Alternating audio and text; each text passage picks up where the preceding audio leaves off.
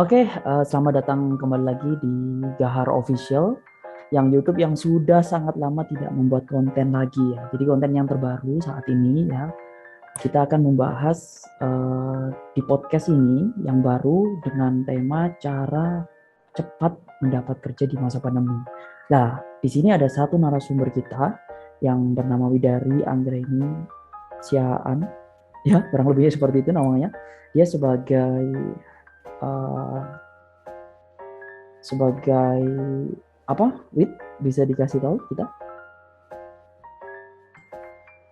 Iya, sebagai inbound education consultant di Ruang Guru. Oke, jadi kerja di ruang guru. Jadi Widari ini, sebelum kita mulai pembahasan, Widari ini diterima di ruang guru pada saat pandemi ya, Wid ya, benar ya? Ya, benar sekali. Oke, baik. Sebelum masuk di situ, kita mau tahu nih, bagaimana sih latar belakang atau background dari si Widari sendiri nih. Jadi, apakah lulusan SMA atau kuliah atau bagaimana? Ya, oke, baik. Terima kasih. Kalau saya sendiri itu, background-nya itu, lulusan terakhirnya itu di S1, jurusan manajemen. Oke, di jurusan manajemen. Dan apakah di jurusan yang diambil sekarang udah lulus? Iya, sudah lulus. Nah, apakah yang jurusan diambil udah lulus nih? Apakah itu siapa namanya, selaras dengan pekerjaan yang diambil saat ini? Selaras. Selaras. Oke, mungkin banyak nih yang tanya ya, bagaimana sih tips kamu ya, Widari bisa masuk, bisa diterima di ruang guru nih, bagi teman-teman barangkali ada yang melamar di ruang guru saat itu tapi belum diterima sehingga kamu bisa keterima nih. Apa nih tipsnya? Tipsnya itu doang ya, coba di cross check CV yang kita akan kasih ke HR-nya, terus dicek, terus kita perbaikin, terus kita cek lagi ada yang kurang atau enggak. Dan selanjutnya kalau untuk tahap selanjutnya itu kan masuk ke interview. Kalau interview itu ya buat diri kita senyaman mungkin, biar kita gak grogi gitu, biar bisa mendengarkan HR dengan baik, apa yang dipertanyakan ke kita. Dibawa santai aja sih kalau saya pribadi. Oke, kan ini masa pandemi tuh saat lamaran kerja tuh. Itu interviewnya itu secara daring, online atau ke lokasinya? Kebetulan saat ini kan kita tahu COVID makin naik, terus PPKM juga. Nah, terus kalau kemarin itu interviewnya secara daring melalui via Zoom. Nah, kalau ini kan hal baru ya mungkin bagi kita yang melihat interview secara daring. Lah, yang menurut kamu nih, apa yang membedakan saat interviewmu nih ketika mungkin kamu sebelumnya pernah nggak melamar kerja tidak dengan daring gitu wawancaranya?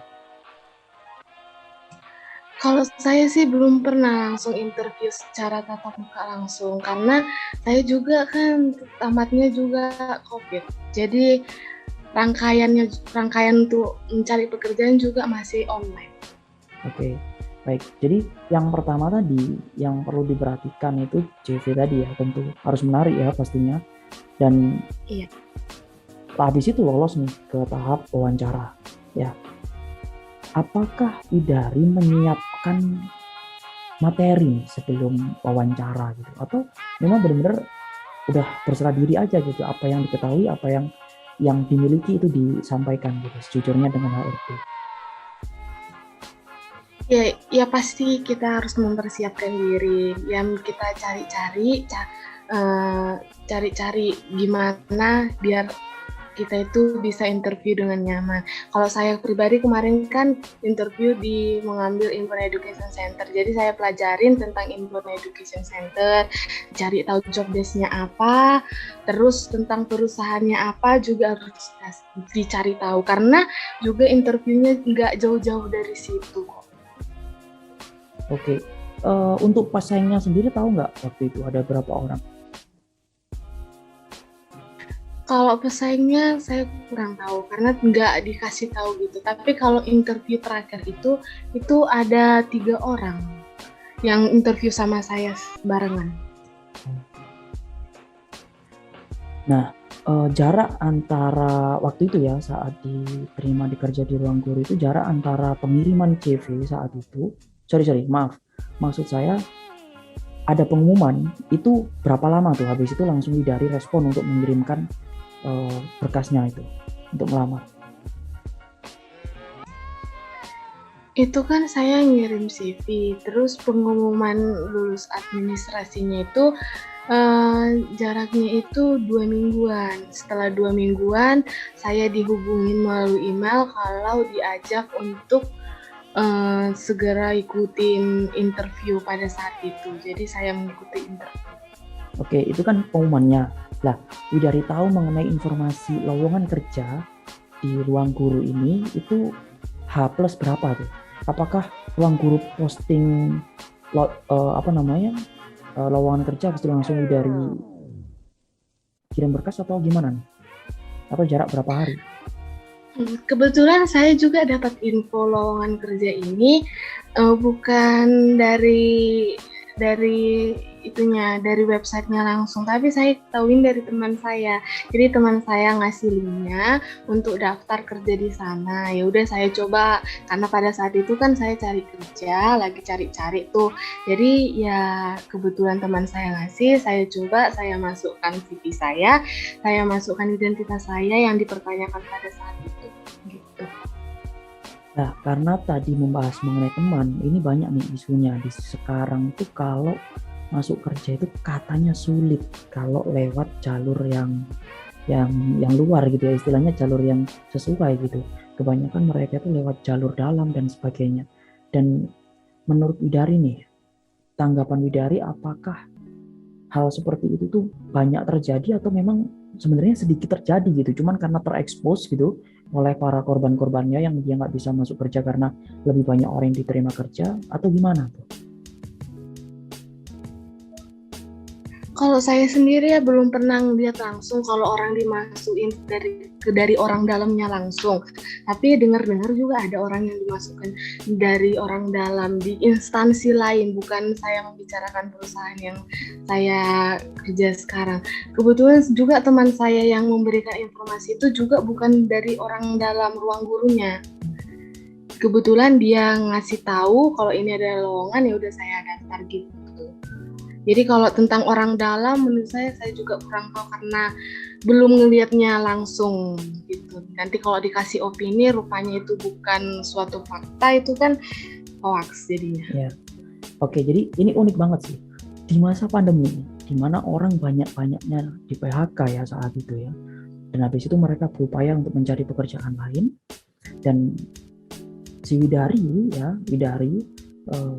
dapat bisa masuk pada ruang guru gitu ya dengan posisi itu. Apakah sebelumnya Widari itu memperhitungkan gitu, maksudnya apakah ruang guru itu membuka beberapa lowongan kerja saat itu atau hanya satu aja itu aja gitu? Pada saat itu yang dibuka itu bagian Indoor Education Center-nya doang sih. Berarti biar bisa menguasai saat wawancara ya, itu dipahami dulu berarti ya posisi yang nanti akan dilamar gitu. Iya benar. Oke. Nah, terus karena ruang guru ini kan termasuk baru ya di dunia industri. Menurut Widari sendiri, apakah ruang guru yang saat ini tuh nanti kedepannya akan membuka banyak lowongan kerja? Dari yang Widari ketahui ya, yang sekarang. Kalau untuk membuka lowongan pekerjaan nantinya itu pasti adalah mungkin nantinya. Tapi kalau untuk jumlahnya juga saya kurang tahu juga ya. Karena saya bukan ada di jalur atau lingkupnya HR gitu. Nah, mengenai job desk nih yang sedang dikerjakan.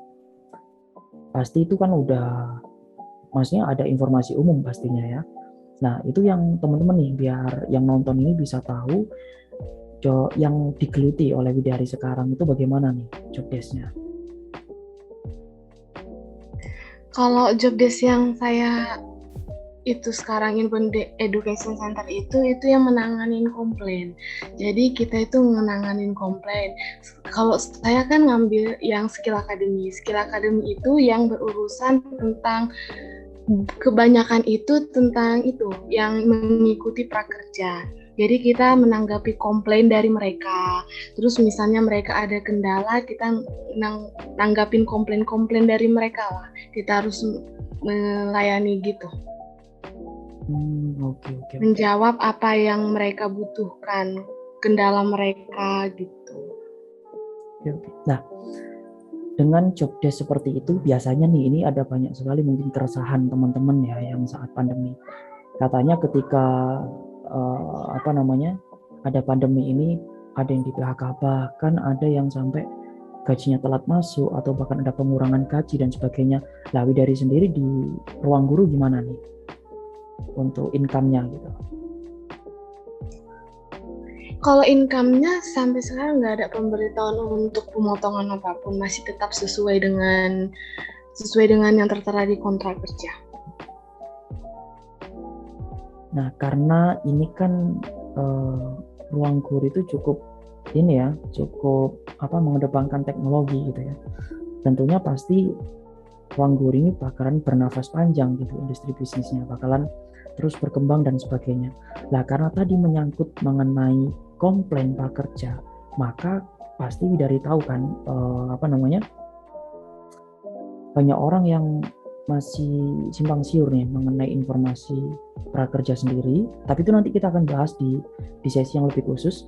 Tetapi kasih tips dong, bagaimana cara lolos prakerja menurut Widari nih. Karena kalau nggak salah waktu itu Widari lolos prakerja kan ya?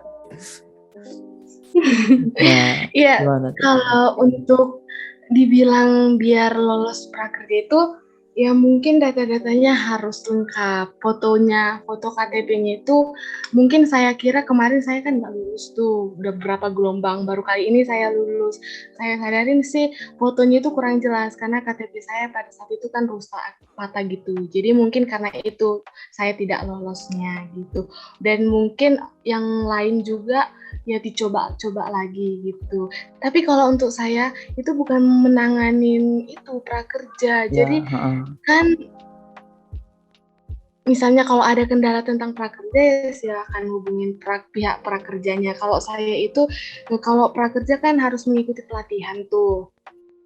Nah, jadi saya menangani pelatihannya. Kadang mereka kan beli di Skill Academy. Jadi saya cuma nanganin pelatihan, bukan lebih ke prakerjanya sih, tapi pelatihan, sertifikat yang berurusan dengan pelatihan sama sertifikatnya.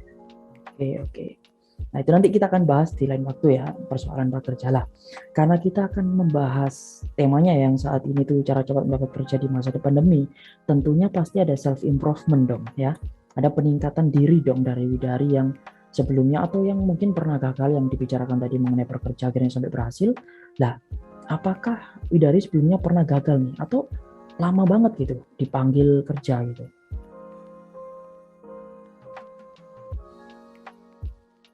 Pernah nggak mengalami itu? Lama dipanggil kerja dan sebagainya? Pernah sih. Saya tuh pernah ditolak itu kerja, terus udah interview, terus tiba-tiba tidak ada kabar lagi. Berapa kali itu? Itu sih udah 2 kali kalau udah sampai tahap interview. Terus kadang tes TPA juga udah gagal, terus administrasi juga udah gagal, pasti banyak lah gagalnya. Tapi kita langsung cross check diri aja sih, lebih cross check diri salahnya di mana. Kalau misalnya salahnya di TPA, mungkin kita harus belajar lagi tentang TPA. Misalnya kalau kita gagal di administrasi, kita perhatikan lagi administrasi, CV kita, data-data kita, skill-skill yang kita masukkan ke situ kita cek lagi gitu. Ya saya kira ya di cross check masing-masing sih. Nah, itu kan tadi dari nyampaikan pernah gagal tuh 2 kali ya kan. Nah, apakah ini 1, 2 habis itu sekarang berhasil yang ketiga ini, apakah itu berbeda apa namanya? Maksud saya adalah industrinya beda gitu. Kalau itu kan kalau ruang guru itu kalau nggak salah industri ini ya edukasi ya khususnya. Nah, apakah sebelumnya itu ke industri lain gitu atau gimana? Oke, baik. Mohon maaf karena tadi dari ada kegiatan ya, ada aktivitas yang harus dilanjutkan sehingga terputus dan mungkin informasinya kurang lebihnya di situ dan teman-teman barangkali nanti ada informasi untuk kerja di ruang guru bisa ya nanti pastinya nanti bisa ngobrol-ngobrol sama Kak Widari nanti ketika sudah menjadi rekan kerja. Oke baik, mudah-mudahan teman-teman bisa melamar pekerjaan ya dengan lancar dan bisa diterima kerja sesuai dengan apa yang disampaikan oleh Kak Widari tips-tipsnya. Dan sukses selalu, kurang lebihnya mohon maaf. Wabillahi taufiq wal hidayah. Wassalamualaikum warahmatullahi wabarakatuh.